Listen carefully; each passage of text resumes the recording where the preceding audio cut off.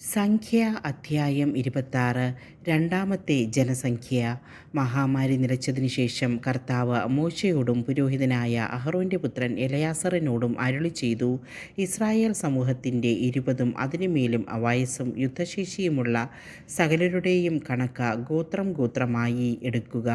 കർത്താവ് കൽപ്പിച്ചതനുസരിച്ച് ഇസ്രായേലിൽ 20 അതിനുമേലും വയസ്സുള്ളവരെ ജെറീക്കോയുടെ എതിർവശത്ത് ജോർദാനരികെയുള്ള മോവാബ് സമതലത്തിൽ മോശെയും പുരോഹിതനായ എലയാസറും കണക്കെടുക്കുന്നതിന് ഒരുമിച്ച് കൂട്ടി.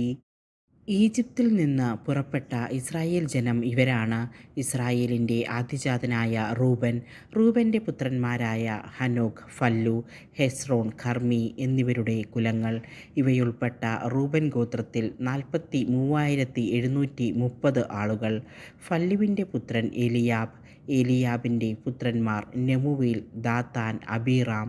കോറഹും സംഘവും കർത്താവിനെതിരായി കലഹിച്ചപ്പോൾ കോറഹിനോട് ചേർന്ന് മോശയ്ക്കും അഹ്റോനും എതിരായി മത്സരിച്ച സമൂഹത്തിൽ നിന്ന് തിരഞ്ഞെടുക്കപ്പെട്ട ദാത്താനും അബീറാമും ഇവർ തന്നെ. ഭൂമി വാപിളർന്ന് കോറഹിനോടൊപ്പം അവരെ വിഴുങ്ങുകയും അഗ്നി 250 പേരെ ദഹിപ്പിക്കുകയും ചെയ്തപ്പോൾ ആ സംഘം മരിച്ച ഒരടയാളമായി തീർന്നു. എന്നിട്ടും കോറഹിൻ്റെ പുത്രന്മാർ മരിച്ചില്ല. ശിമിയോൻ ഗോത്രത്തിൽ നെമുവേൽ, യാഹീൻ, യാമീൻ, സേരഹ്, ഷാവൂൾ എന്നിവരുടെ കുലങ്ങൾ. ഈ കുലങ്ങൾ ഉൾപ്പെട്ട ശിമിയോൻ ഗോത്രത്തിൽ 22,200 ആളുകൾ.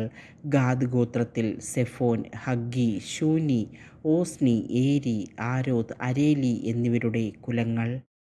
ഇവയുൾപ്പെട്ട ഗാദ് ഗോത്രത്തിൽ 40,500 ആളുകൾ. യൂദായുടെ പുത്രന്മാർ ഏരും ഓനാനും. ഏരും ഓനാനും കാനാൻ ദേശത്ത് വെച്ച് മരിച്ചു. യൂദാഗോത്രത്തിൽ ഷേലഹ്, പേരസ്, സേരഹ് എന്നിവരുടെ കുലങ്ങൾ. പേരസിൻ്റെ കുലത്തിൽ ഹെസ്രോൺ, ഹാമൂൽ എന്നിവരുടെ കുടുംബങ്ങൾ. ഇവയുൾപ്പെടുന്ന യൂദാഗോത്രത്തിൽ 76,500 ആളുകൾ. ഇസാക്കർ ഗോത്രത്തിൽ തോല, പൂവാഹ്, യാശൂബ്, ഷിമ്രോൻ എന്നിവരുടെ കുലങ്ങൾ. ഇവയുൾപ്പെട്ട ഇസാക്കർ ഗോത്രത്തിൽ 64,300 ആളുകൾ.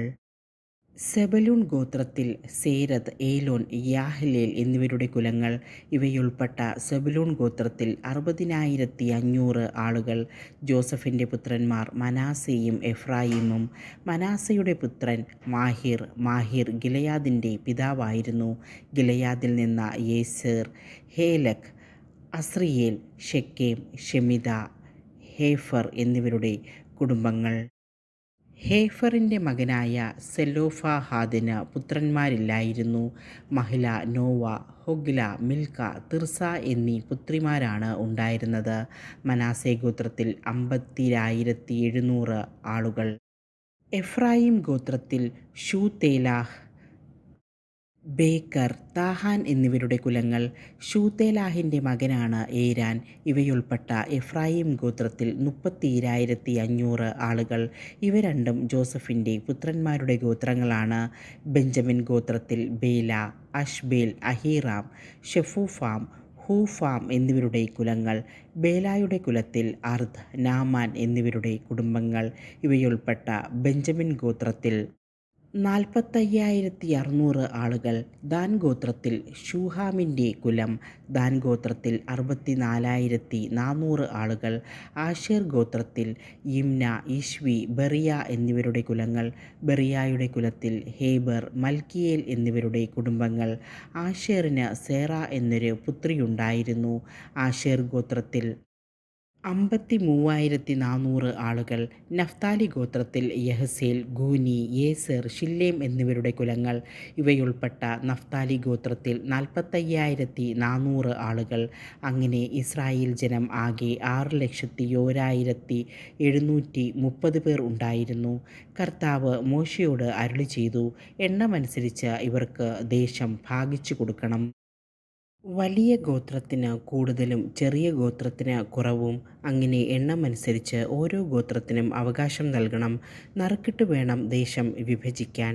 താന്താങ്ങളുടെ പിതൃഗോത്രത്തിൻ്റെ പേരിലായിരിക്കും അവകാശം ലഭിക്കുക. ആളേറിയ ഗോത്രത്തിനും ആളുകുറഞ്ഞ ഗോത്രത്തിനും അവകാശം നറുക്കിട്ട് ഭാഗിക്കണം.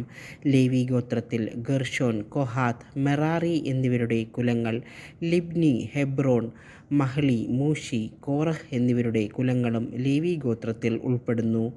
കോഹാത്ത് അമ്രാമിൻ്റെ പിതാവാണ്.